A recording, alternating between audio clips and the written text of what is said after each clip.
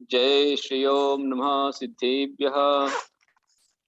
जय श्री ओम नमः सिद्धेभ्यः। नमो अरिहंताणं नमो सिद्धाणं नमो आयरीयाणं नमो उवज्झायाणं नमो लोये सव्वसाहुणं। सरस्वती नमस्तुभ्यं वरदे कामरूपिणी विद्यारंभं करिष्यामि सिद्धिर्भवतु मे सदा। जय बोलो श्री अनंतानंद सत्य परमेष्टि भगवान की जय।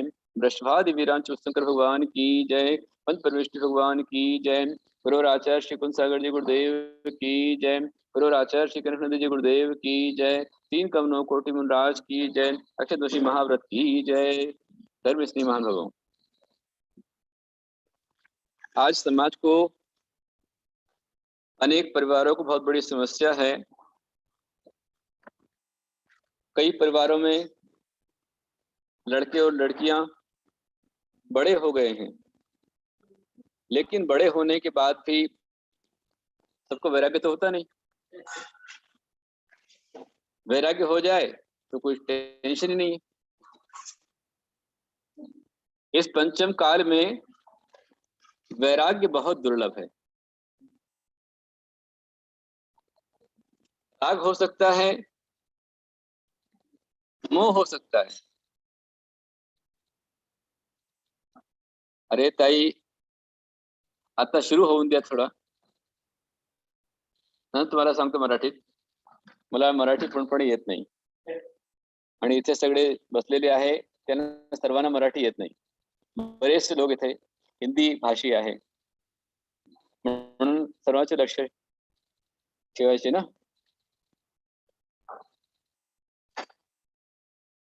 महान भाव, हर व्यक्ति के पास समस्या है, परेशानी है। हर व्यक्ति समस्याओं से घिरा हुआ है।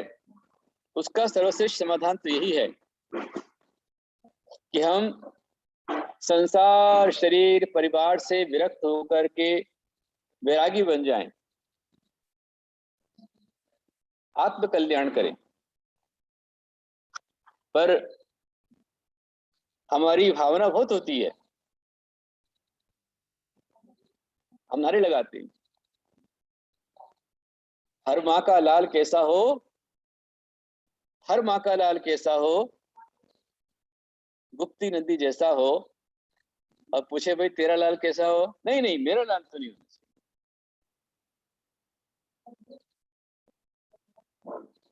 दूसरे की बेटी माताजी बने बहुत अच्छा लगता है, दूसरे का बेटा मुनिराज बने बहुत अच्छा लगता है, पर अपना चला जाए तो छोड़ा नहीं जाता है। यदि बोले कोई बच्चा कि माँ, कोई बेटी बोले कि मैं गुरुदेव के साथ जाने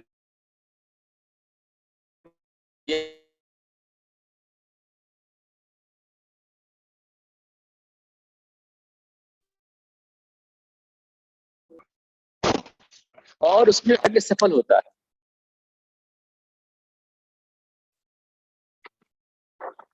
और उसके पश्चात चलो मान लो वैराग्य नहीं हुआ, तो कम से कम एक अच्छे आप गृहस्थ श्रावक बन जाएं।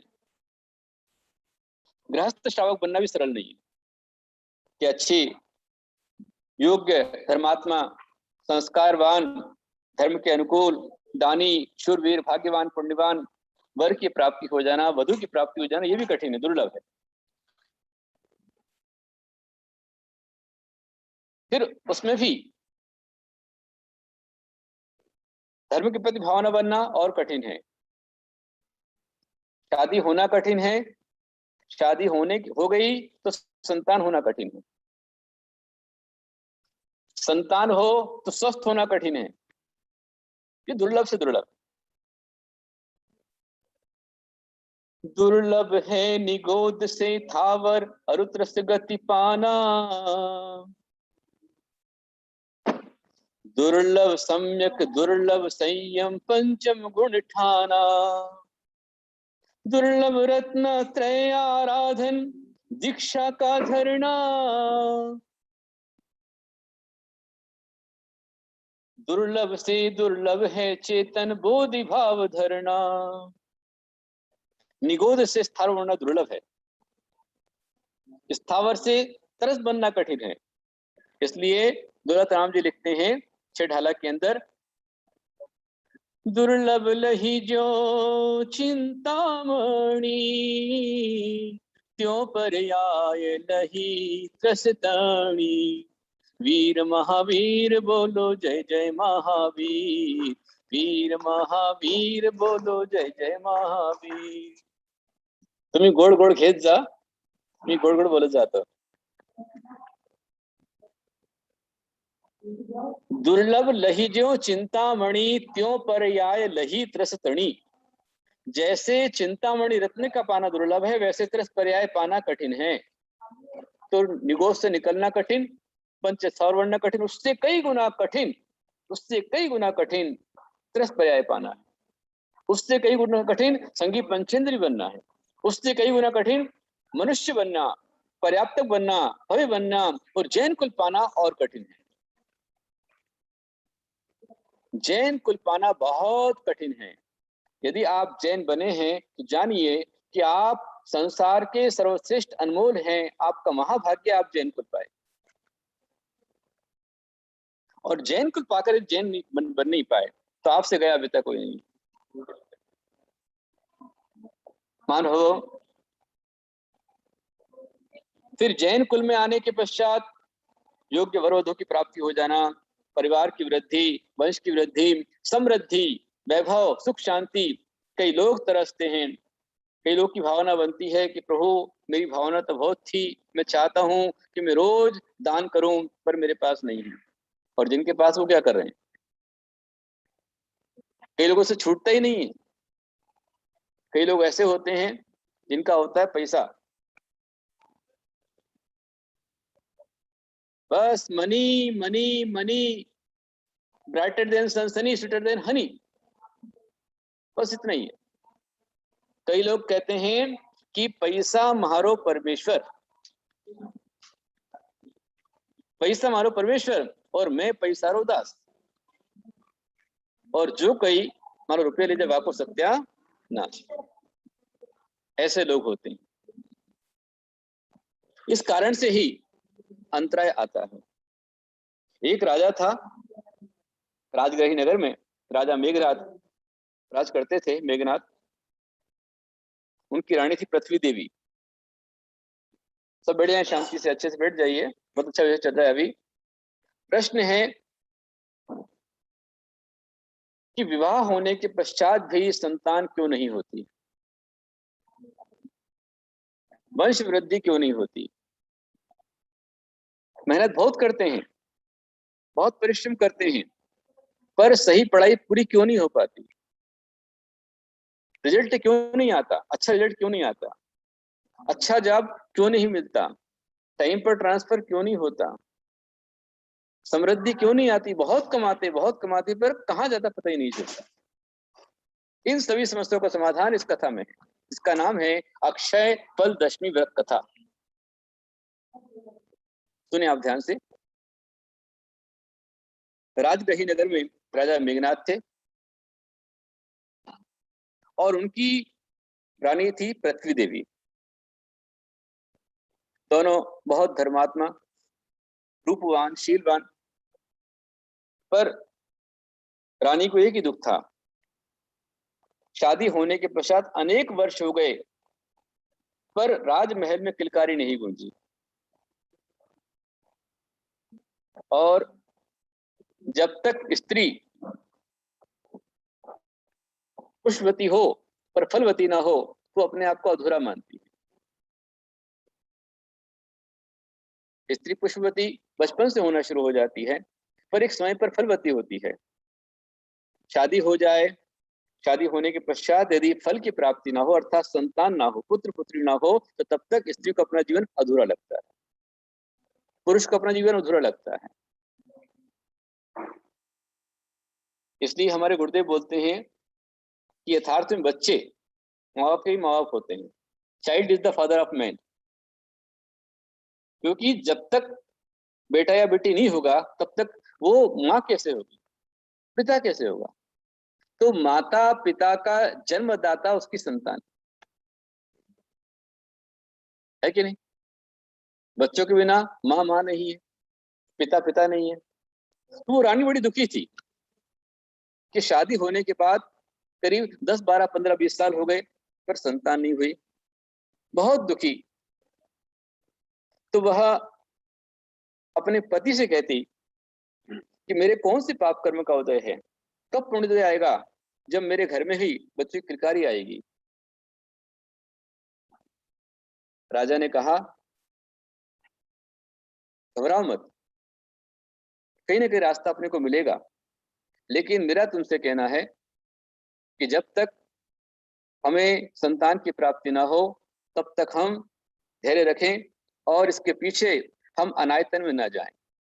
मतलब मिथ्यात्व में नहीं जाना है, दूसरे तांत्रिक मांत्रिक ज्योतिषी के पास नहीं जाना है।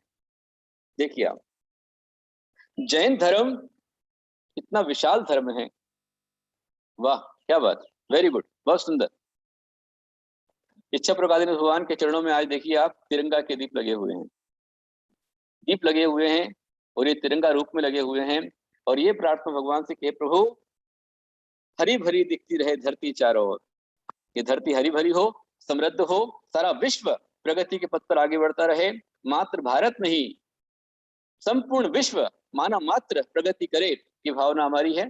इस हेतु भगवान के पास हरियाली है, बीच में शांति सफेद है और यहाँ पर पीला रंग है, दोनों चीजें तीनों मिलकर तिरंगा बना है। हरा पीला ये हमारा त्याग का प्रतीक है, धर्म का प्रतीक है, सफेद शांति का प्रतीक है। जब धर्म होगा तो शांति होगी और शांति होगी तब जाकर हरियाली समृद्धि होगी, वो हरा समृद्धि का प्रतीक है। ये तीनों चीजें आप यहाँ पर देख रहे हैं, तिरंगा रूप में भगवान के पास दीपार्चना आप दिखलाई दे रही है, हमारे माता जी आपको दिखला रहे हैं, आप उसका लाभ दे रहे हैं, बोले छप रखा देना तो भगवान की। तो राजा और रानी परेशान थे, लेकिन राजा रानी को धैर्य बंधाता कि चिंता मत करो, एक दिन हमारा पुण्योदय भाग्योदय आएगा, हम धैर्य रखें, लेकिन छोटी सी लालसा के पीछे अपने धर्म को न छोड़ें, मिथ्यात्व में ना जाएं, अनायतन की पूजा ना करें। अनायतन कितने अनायतन होते हैं? 6 अनायतन होते हैं। कौन कौन से? कुदेव, कुशास्त्र, कुगुरु, ये 3, और इनको मानने वाले 3, कुदेव को मानने वाले, कुशास्त्र को मानने वाले, कुगुरु को मानने वाले 3 अनायतन होते हैं, 6 अनायतन होते हैं। और 6 आयतन होते हैं, जिनायतन होते हैं, सच्चे देव शास्त्र गुरु ये 3, और सच्चे देव शास्त्र गुरु को मानने वाले ये 3, इस तरह से 6 जिनायतन होते हैं और 6 अनायतन होते हैं। तो राजा ने कहा कि हमें भले ही संतान हो चाहे ना हो, लेकिन हम अनायतन को नहीं पूजेंगे, हम जिनायतन की ही आराधना करेंगे। और ऐसा विश्वास आपका भी होना चाहिए। जैन धर्म इतना व्यापक है, Jainism is the scientific religion. Jain धर्म में आपको हर समस्या का समाधान मिलेगा। मेरे पास में ये पुस्तक है जिसका नाम है जैन कथा संग्रह, इसमें 54 कथाएं, और इन कथाओं में हर समस्या का समाधान आपको दिया है। आज की समस्या कि शादी हो गई पर संतान नहीं हो रही, बेटियां हैं पर बेटा नहीं हो रहा, बेटे हैं पर बेटी नहीं है, सब तरह के लोग हैं। कोई लोग बेटे को तरसते, कोई लोग बेटी को तरसते, कोई लोग दोनों को तरसते हैं, और जिनके पास दोनों वो दोनों बरसते हैं। कुछ ऐसे भी लोग रहते हैं, बरसते रहते हैं, कोई तरसते रहते हैं। तो एक समय राजा ने रानी को धैर्य बंधाया, कुछ भी हो जाए हम अनायतन को नहीं पूजेंगे। मैं आपसे भी कहना चाहूंगा, आपकी हर समस्या का समाधान हो सकता है। मेरा आज का जो उद्देश्य है संसार बसाने का नहीं है, पाप कमाने का नहीं, मेरा उद्देश्य है कि हमारी समाज के युवा वर्ग वे निजी स्वार्थ के पीछे इतने उत्तम जैन कुल को छोड़ करके अनायतन में न जाएं, ये मेरा उद्देश्य है। हर व्यक्ति समदर्शी धर्मात्मा बने, सभी के संकट मिटे, सभी के दुख बाधाएं मिटे, ऐसा हर एक समाधान इसके अंदर है। तो एक दिन उनके पुण्य से राजा के राज्य में शुभंकर नाम के मुनिराज आए। कौन? शुभंकर, जो शुभ करे वो शुभंकर कहलाते हैं। तो ऐसे मुनिराज आए, राजा रानी मुनिराज के समक्ष जब पता चला राजा को, रानी को कि मुनिराज आए हैं, तो राजा ने पूरे नगर में ढिंढोरा पिटवा दिया, घोषणा कराई, ये समय दृष्टि का अंग है कि वह धर्म प्रभावना में निरंतर आगे रहता है। समय दृष्टि होगा, उसके 8 अंग रहेंगे। निशंक, अपने धर्म प्रति शंका नहीं होना, निशंक होना। निकांक्षित, भक्ति करे पर आकांक्षा न रखे। और निर्विचिकित्सा, धर्मात्मा से कभी ग्लानि ना करे, उनकी सेवा करे। अमूढ़ दृष्टि, अंधविश्वास में ना जाए, सम्यक विश्वास रखे। उपगुहन, धर्मात्मा से कभी कोई गलती हो जाए, चूक हो जाए, तो उसको सब जगह प्रचार न करे। जो धर्मात्मा लोगों के अच्छी बुरी बातों को फोन के माध्यम से, किसी माध्यम से दुष्प्रचार करता है, वो चाहे आचार्य भी हो तो सम्यक दृष्टि नहीं है। उपाध्याय भी हो, मुनि हो, आर्यिका हो, क्षुल्लक हो, क्षुल्लिका हो, यदि अपने साधु की बुराई, अपने संघ की बुराई, चाहे सच्ची हो चाहे झूठी हो, जो करता है अपना मुंह गंदा करता है, उसे आगे जाकर मुंह में कोढ़ होता है, मुंह में कैंसर होता है, और समय दर्शन की हानि होती, पाप का बंध होता है। कभी किसी की बुराई कदापि नहीं करना चाहिए, इसे कहते हैं गुहन। और उसके बाद में आता है स्थितिकरण। कोई भटक रहा है, कोई बैलेंस बिगड़ रहा है, गिर रहा है, तो उसका स्थितिकरण कर दो। साथ ही हाथ बढ़ाना, हाथ लेके उठाना, धक्का लेके नहीं गिराना। नहीं तो जो गिरा और गिरा धक्का मार के, ऐसा नहीं करना। फिर बाद में आता है वात्सल्य। समय दर्शन के 8 अंग हैं, उसमें वात्सल्य होना चाहिए। और फिर प्रभावना। प्रभावना क्या होती है कि जो मुझे अच्छा लगा, जिसमें मैंने आनंद पाया, सबको दूं, सबको बांटू, जैसे मैं करता रहता हूँ आपके लिए। आगे से आगे आपको, अब जैसे कल की विषय है, मैंने आज बता रहा आपको, अक्षय दशमी। मुनिराज ने कहा, वह राजा सारे नगर में उसने ढिढोरा पीटा, घोषणा करा दी कि सुनो सुनो सुनो, हमारे महान पुण्योदय से हमारे नगर में दिगंबर मुनिराज आए हैं, उद्यान में आए हैं, सब दर्शन के लिए चले। ये प्रचार हमें करना चाहिए। क्या करना? अच्छी बात का प्रचार करना, बुरी बात का दुष्प्रचार नहीं करना। जैसे गंदगी, कचरा घर, कचरा कुंडी जो होती है, वो चौराहे के बीच में नहीं रखी जाती है। कचरा कहाँ रखा जाता है? ढककर एक कोने में अलग से रखा जाता है। डस्टबिन अलग रखे जाते हैं, फूलों के गुलदस्ते से सामने लगाए जाते हैं। फूल का गुलदस्ता, अच्छी चीजें हम फ्रंट पर रखते हैं, और जो कुछ गंदा उसको बैक फुट पर डाल देते हैं। तो प्रचार करना है, अच्छाई का प्रचार करो, बुराई का प्रचार मत करो। राजा ने प्रचार किया, सारे नगर को बुलाया, सारा नगर भक्ति भाव से मंगल द्रव्य लेकर के, खाली हाथ नहीं। जब भी गुरु के पास जाना, खाली हाथ नहीं जाना, हाथ में श्रीफल लेकर जाना, मंगल द्रव्य लेकर के जाना। राजा के पास जाना हो, गुरु के पास जाना, भगवान के पास जाना हो, तो कभी खाली हाथ नहीं जाना। ये नियम बना लो। रिक्त पांडे ने पश्यत राजा नाम देवताम गुरु। खाली हाथ भगवान के, गुरु के दर्शन कभी भी नहीं करना। जो खाली हाथ आएगा वो खाली हाथ ही जाएगा। यदि तुम्हें व्यापार करना है तो पूंजी तुम्हारे पास होना चाहिए। यदि पूंजी के बिना व्यापार करो तो क्या होगा? पूंजी के बिना नौकरी हो सकती है, पर व्यापार नहीं हो सकता। पूंजी तो लगानी ही पड़ेगी, चाहे डीलरशिप भी क्यों ना हो। वहां भी आपको कम से कम बोर्ड तो बनाना पड़ेगा, अपना ऑफिस तो बनाना पड़ेगा, दुकान तो लगानी पड़ेगी, कुछ तो करना पड़ेगा, तो पूंजी लगानी पड़ेगी। ऐसे ही यहाँ सबसे पहले भाव लगाने पड़ेंगे, भाव के साथ में द्रव्य लगाना पड़ेगा। खाली हाथ कोई दर्शन करने नहीं जाना। सिद्धांत बना लो, खाली हाथ नहीं जाना। जो खाली हाथ जाएगा वो खाली हाथ आएगा। आप जैसा चढ़ाओगे वैसा पाओगे। कम चढ़ाओगे, बोलो, कम चढ़ाओगे तो कम पाओगे, ज्यादा चढ़ाओगे तो बहुत ज्यादा पाओगे। असली चढ़ाओगे तो असली पाओगे, नकली चढ़ाओगे तो नकली पाओगे। सूखा चढ़ाओगे तो सूखा मिलेगा, सरस चढ़ाओगे सरस मिलेगा। क्या चाहिए आपको? As you reap so you become. जैसा बोओगे वैसा पाओगे। तो राजा ने, रानी ने पूरे नगर में घोषणा की, प्रचार किया, सारे नगर को साथ में लिया, मंगल द्रव्य साथ में लिए, पूजन का द्रव्य साथ में लिया, और मुनिराज के पास जाकर के 3 परिक्रमा लगाई, वंदना की, नमोस्तु किया। 3 बार उठ बैठ करके नमोस्तु किया राजा ने। और उसके पश्चात मुनिराज का उपदेश सुना। उपदेश होने के पश्चात उसने पूछा, है भगवान, आप त्रिकालज्ञ हैं, आप महाज्ञानी हैं, मेरी प्रार्थना आपसे है, आप मुझे बताएं कि हमारे परिवार में मुझे, मेरी पत्नी को संतति का लाभ क्यों नहीं होता, संतान की प्राप्ति क्यों नहीं होती, वंश वृद्धि क्यों नहीं होती, मुनिराज ने कहा कि तुमने और तुम्हारी पत्नी ने पूर्व पर्याय में मुनि दान में अंतराय डाला था, मुनियों को आहार दान देने में अंतराय डाला था। कोई देने आया, ए मत दो, तुम हट जाओ, तुम मत दो। तो जो दान में अंतराय डालता है, तुम्हारे दान में अंतर, तुम्हारे लिए लाभ में अंतराय है।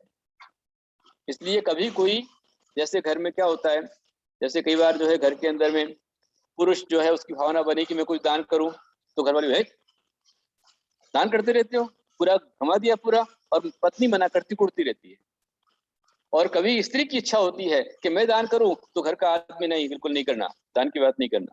ऐसे लोग रहते हैं। बहुत कम होता है कि दोनों सोचे कि हम कर ले, दोनों की भावना बन जाए, ये तो बहुत दुर्लभ होता है। तो राजा और रानी दोनों ने पूर्व पर्याय में मुनि दान में अंतराय डाला था, इस कारण से वो कर्म बंद हुआ। इसलिए कभी भी दान में अंतराय नहीं डालना। जो अच्छे काम में अंतराय डालेगा, आप बनो तो कार्यकर्ता बनो, कार्यकर्ता मत बनो। जो अच्छे काम पिन मारता है, अच्छे काम में बाधा डालता है, वो अपने ही अंतराय कर्म का बंद करता है। राजा ने कहा है भगवान, हमसे जो गलती हुई उसकी हम प्रायश्चित मांगते हैं, क्षमा मांगते हैं, इसका क्या प्रायश्चित है? तब मुनिराज ने कहा, इसका प्रायश्चित है, इसका उपाय है संतान प्राप्ति का अचूक उपाय। वो व्रत है जिसका नाम है अक्षय फल दशमी। मुनिराज ने कहा कि तुम और तुम्हारी पत्नी दोनों मिलकर के, अकेले स्त्री नहीं, ध्यान रखना, आज ये हमारे यहाँ पर प्रथा चल पड़ी है, कुरीति बन गई है कि उपवास करेगी अकेली स्त्री करेगी। बचपन से लड़कियां उपवास करेंगी, बड़े होने पर औरत उपवास करेगी, और आदमी मस्त खाता पीता रहेगा, ऐसे कैसे चलेगा? उपवास दोनों करना चाहिए। मैंने देखा है नागपुर में जो बघेरवाल जैन समाज है, नागपुर का बघेरवाल जैन समाज, जो कि यहाँ बिजोलिया तरफ से गए हैं, महाराष्ट्र में गए हैं, बिजोले में आज नहीं है, लेकिन नागपुर में आज परंपरा है कि वहां पर जो श्रावक है, श्राविका है, शादी होने के पश्चात नए दंपत्ति नियम से वहां पर जोड़े से अक्षय दशमी का उपवास करते हैं, पूजन करते हैं। मैंने 2006 में सेनगढ़ मंदिर में देखा था। जो नौ दंपत्ति थे, नया जोड़ा था, दोनों ने मिलकर उपवास किया। श्रेष्ठ परंपरा है। मुनिराज ने बताया कि श्रावण शुक्ला दशमी, इसको कहते हैं अक्षय फल दशमी, इसे कहते हैं कलश दशमी, इसे कहते हैं अक्षय दशमी, इसे कहते हैं सुहाग दशमी। सबके लिए है। सुहाग मतलब सौभाग्य दशमी है। दोनों मिलकर करेंगे तो सौभाग्य जाएगा। यदि दोनों मिलकर नहीं करेंगे उपवास, अकेली पत्नी स्त्री करेगी, तो होगा क्या कि आगे जाकर ऐसा ट्रैक्टर मिलेगा जिसमें ऐसी गाड़ी मिलेगी कि एक पहिया ट्रैक्टर का हो, दूसरा पहिया उसमें स्कूटर का रहेगा। क्या महाराज, कैसी गाड़ी मिलेगी? ऐसी गाड़ी, एक पहिया ट्रैक्टर का और दूसरा पहिया स्कूटर का। इसलिए दोनों का बैलेंस बनाने के लिए दोनों को व्रत उपवास करना चाहिए। उपवास करो। व्रत की उत्तम विधि है उपवास।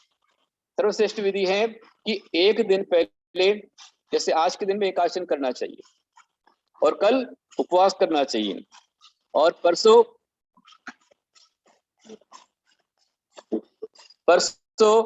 फिर एकादशी करना चाहिए।